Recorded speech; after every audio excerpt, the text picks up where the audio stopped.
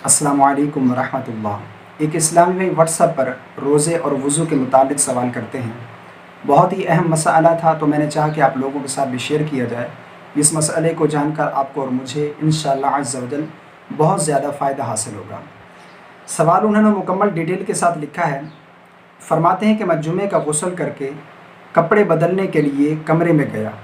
मुझे मालूम नहीं था कि मेरी बीवी भी इसी कमरे में मौजूद है। गलती से मैं उसके सामने बरहना हो गया। क्या इससे मेरे रोज़े में कोई फ़र्क पड़ेगा, और क्या बरहना हो जाने से वज़ू टूट जाता है?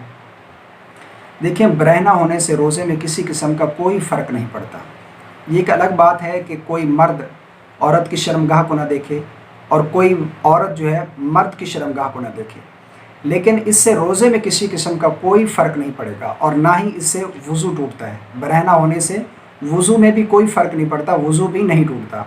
बहुत सी गलतफ़हमी पाई जाती है इसी बात को लेकर कि अगर वज़ू करने के बाद जो है घुटना जो है नंगा हो जाए तो इससे वज़ू टूट जाता है। और इसी मसले को लेकर बहुत से लोग ये पूछते हैं कि अगर बरहना होकर गुस्ल किया, नंगा होकर नहा रहे थे, तो इसके बाद क्या वज़ू करना ज़रूरी है या फिर उसी वज़ू के साथ नमाज़ पढ़ सकते हैं? तो ये भी एक बहुत गलतफ़हमी पाई जाती है कि बरहना होने से वज़ू टूट जाता है। वज़ू में किसी किस्म का कोई फ़र्क नहीं पड़ता।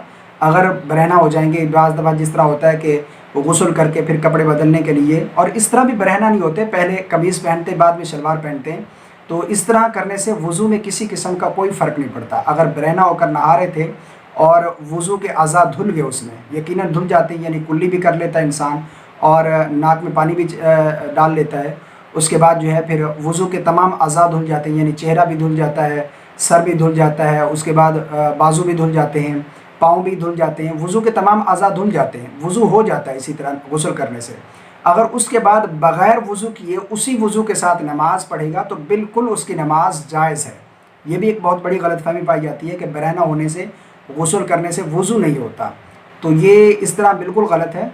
वज़ू हो जाता है उसी वज़ू के साथ। अगर वो वज़ू आपका बरकरार है, अभी तक वज़ू जो है नहीं टूटा, कोई ऐसा अमल नहीं हुआ जिससे वज़ू टूट जाए, अगर गुस्ल करने के बाद उसी वज़ू के साथ नमाज़ पढ़ना चाहें तो नमाज भी पढ़ सकते हैं।